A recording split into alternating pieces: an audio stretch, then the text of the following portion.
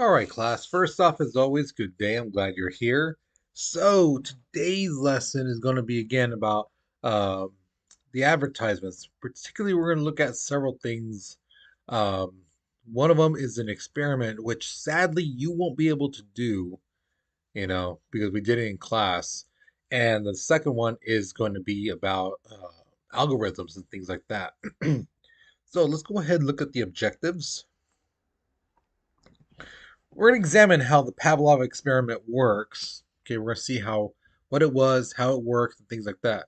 Then we're going to analyze how algorithms are used on social media and search engines. Because I hear from students all the time, oh, the government's listening to our conversations, the government's doing this and that, la la. Guys, they don't have to do that. It's not the government who's doing this stuff. Okay? The government doesn't control the ads and things like that. Okay, so we're going to talk about that a little bit more later. Now here's the thing.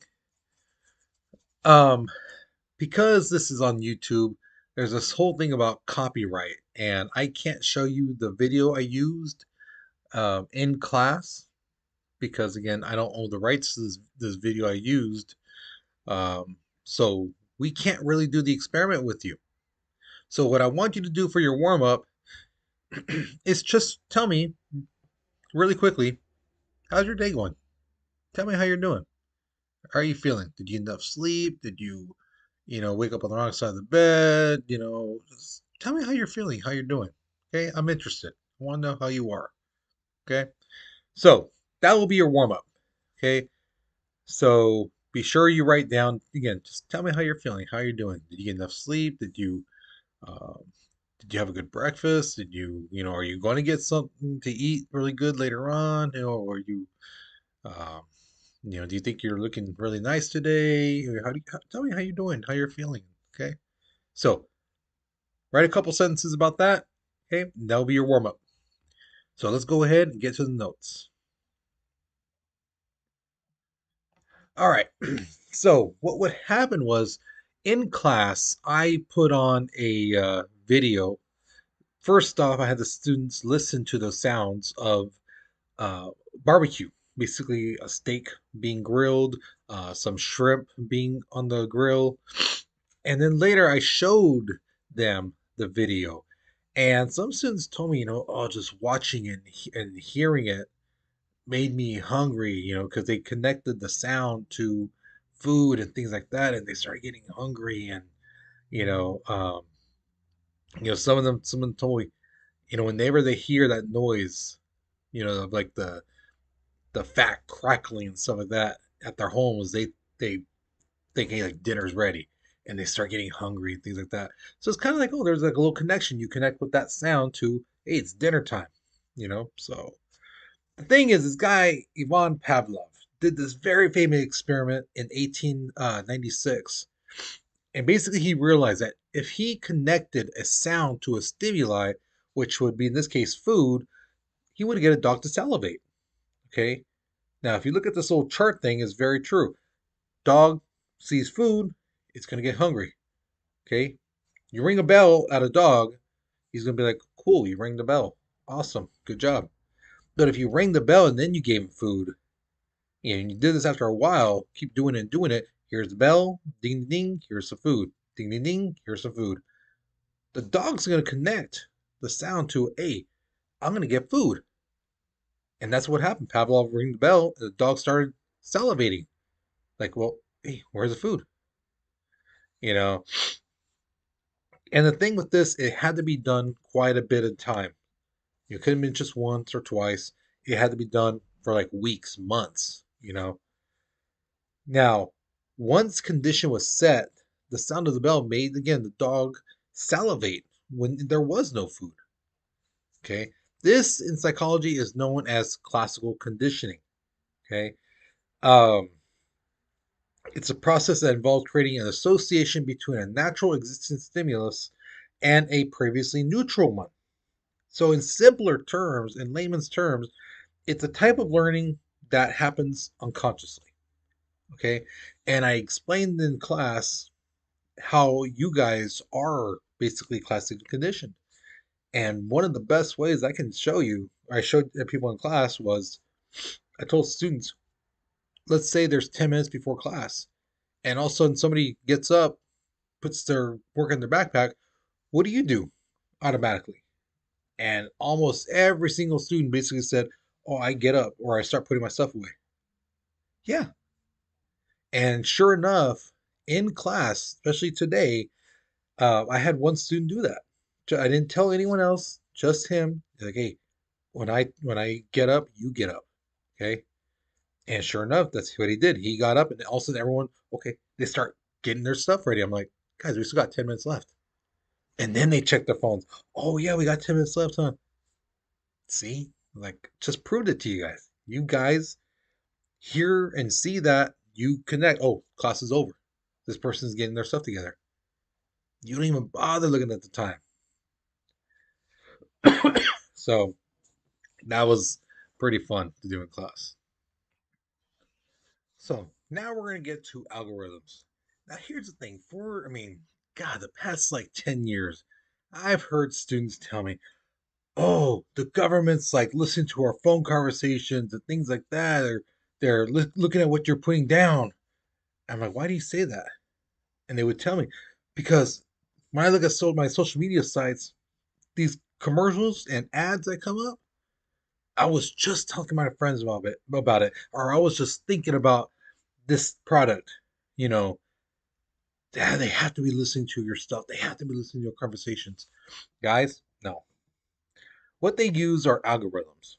Algorithm is a process or set of rules to be followed in calculations or other problem solving operations typically used by a computer. So they get this data, they basically sort things out for you, whatever you want to know about.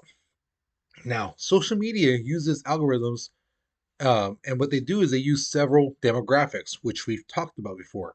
Your age, do you how you identify yourself as a male, female, or other, or whatever it may be. Um, where do you live? Things like that. They look at all that stuff, and then they select which ad is best that you might be interested in, or in this product. Whatever. Let's say it's Pepsi.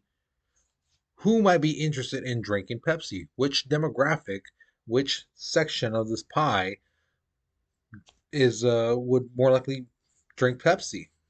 Yeah. So that's what they look at.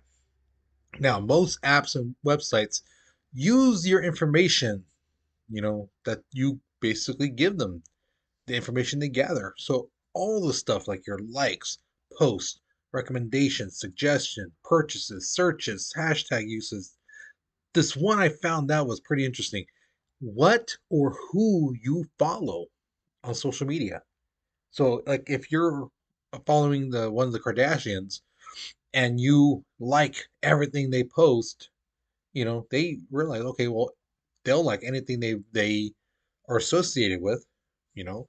Or if let's say you just like when they put pictures of themselves in like bikinis, they're like, okay, so either if it's a guy, chances are he's like checking him out, or if it's a girl who identifies herself as uh, not straight, then hey, she probably likes her and things like that. And again, guys, they break it down, and specifically, this is the big one, huge one, your key words. So when you go out to eat somewhere and you put on social media, oh, I don't like, this hamburger place, the food sucks. They look at those posts and look at, you know, hamburger place, food sucks. You know, they take that kind of keywords and then they basically say, okay, well, they don't like this place, maybe because it's, you know, a mom and pop store. Maybe they'll like corporate, fast food places. You know. Now the thing is, all this information that they gather on you, they don't take it, guys. You give it to them. You give them permission to look and gather all this information from you. Why? Because you've accepted the terms and agreements. Now, I've asked in class, how many guys have read the whole thing of the terms and agreements at least once on one, social media app, one game, something. Have you ever read the whole thing? And some students have told me I tried, but once I scrolled down, it got too much. I was like, whatever. I just accepted it. That's typical. That is typical. You know, the thing is, guys, they do that purposely.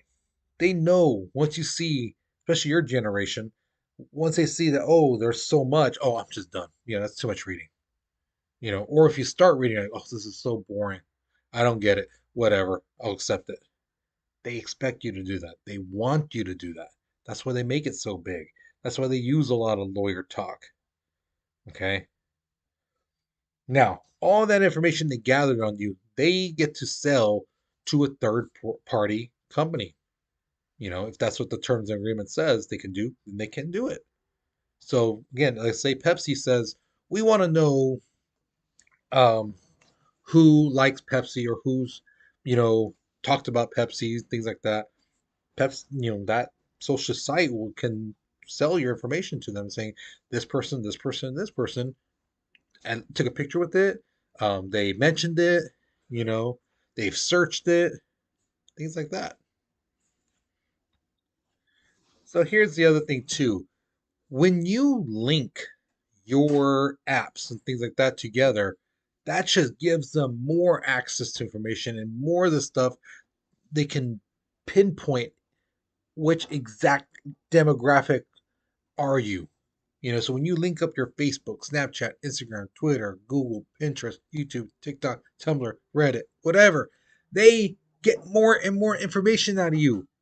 So yeah, maybe like on Facebook, you don't look at videos, but when you use the link up your Facebook and your YouTube and your Google, guess what? Now they have pure access. What are you looking at? What videos are you watching so much? Is there a type of videos you are watching? What are you searching for on Google? What do you do on your personal life that you put on Facebook and Instagram and things like that? You're just giving them more and more information, and it makes it easier for the algorithm to create a profile of you. Who are you as a person? And more likely, what do you buy? What would you be interested in? Things like that. Okay. Excuse me. Now, here's the thing. I've had some students tell me, well, it's my pictures, that I posted and things like that. Yeah, you may have taken the picture, but when you sign the term and agreement saying you acknowledge it, that you've read it, you're basically, a lot of them, you are releasing your rights to that information, stuff you shared, posts you put, videos you put. You no longer have the rights to them. They do, you know, and like how one student told me a couple years ago, well, that's stupid. That makes no sense. I'm the one who took the video. I'm the one who um, took those pictures. Yeah, but how did you get all your friends and all your followers or whatever to see it? You use that platform.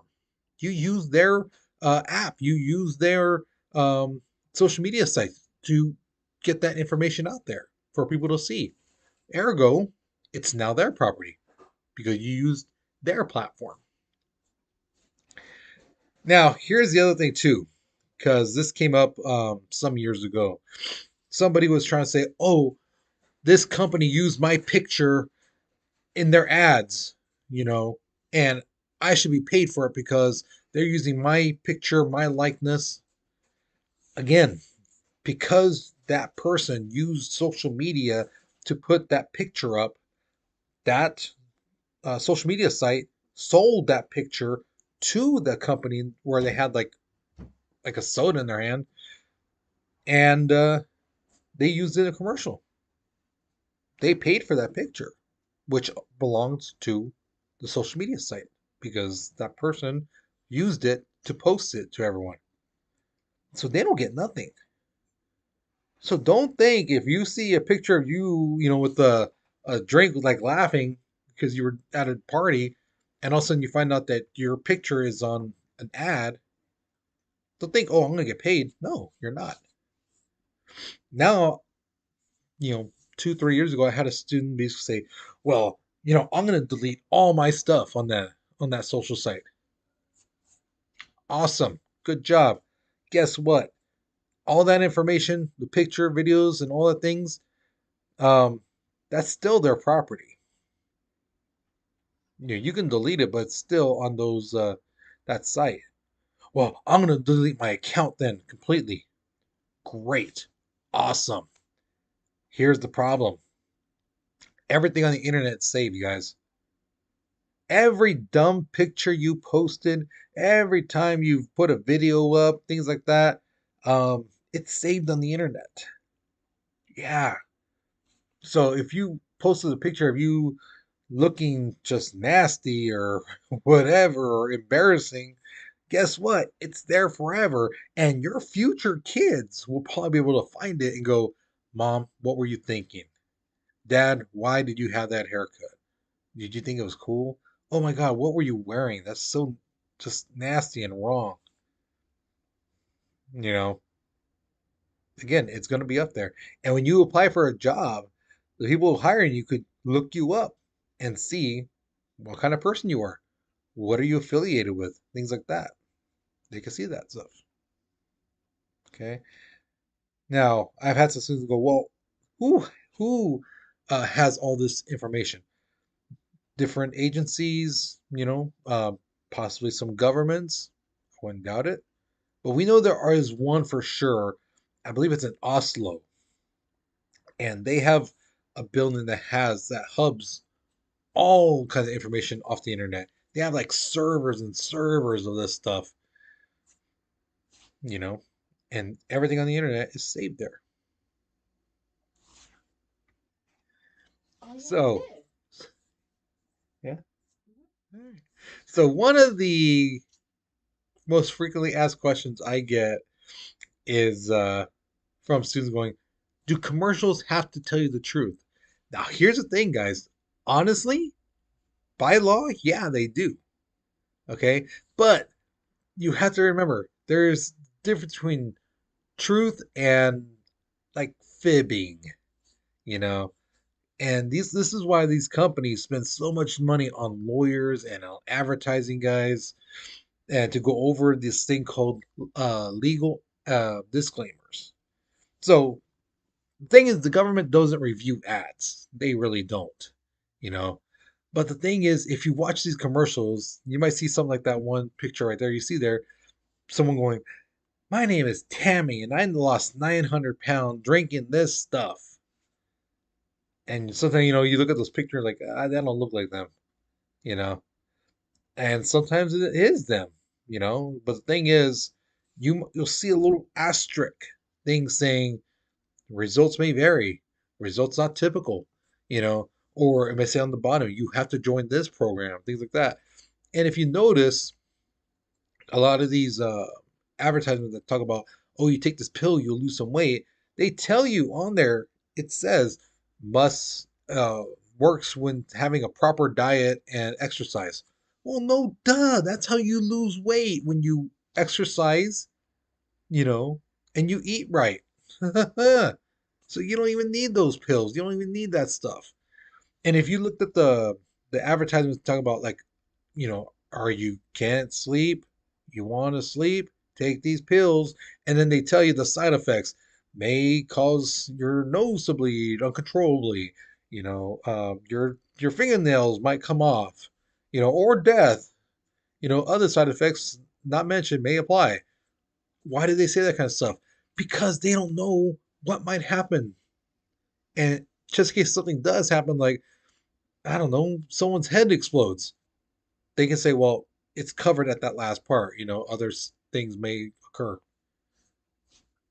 So they're covered. Legally, they're covered. Or if you watched or you listen to the radio, you hear these ads come up and they say, and they always end like, thanks, Tommy, you're the greatest. And then all of a sudden, go to website.com. And you're like, well, what the heck did they say? That was basically the legal disclaimer. They said it all in 2 seconds. They sped it up. So legally, they said it. you just didn't catch it. And again, thing is, anything that not mentioned, that's why they have that go to this website.com. Because they know, just like the terms and agreement, if you do go, there's too much reading and you're gonna be like, whatever, I'm gonna read all that stuff. They know you're not gonna read it. That's why they do that kind of stuff. But they have it there to cover their butts, you know. Or again, if you look at another commercial and if you notice they have that little tiny thin writing on the bottom, and sometimes the bottom of the commercial it's like light too. The writing might be white and then there's a light background, and you're like, I can't see what it says. Well, hey, they can say we put it up there. Person couldn't read it. That's their fault. But we put it up there, which legally covers their backs. Now, let's say, excuse me, let's say that there is some type of false advertisement and you've read the terms and the everything and stuff like that, and you still you got hurt from using this product, and they didn't say anything to stop that, or mention that this might happen to you. Then that's when you should talk to the FTC, the Federal Trade Commission. These guys work for the government, and they look for advertising that where people get hurt or were misled and things like that. You know, so if you do have grounds for false advertisement, you need to talk to those people because they can help you out. Yeah, as all of you heard my girlfriend on the side here, the advertisement of the Red Bull, it gives you wings, and people are like, "Well, I never got wings," and so now they had to put on that disclaimer, doesn't give you actual wings. It was just the same. But people were like, "Where's my wings at? I drink Red Bull for years. I don't have wings like an angel." I guess they thought they were getting really wings. But hey, they sued them, and yeah, now Red Bull, if you notice, they put on there, does not give you real wings. You know, it's just our slogan. All right. And the other big thing I got from students is this: what's the difference between a commercial and an infomercial? Uh, Commercials are 30 seconds long, infomercials are 30 minutes long.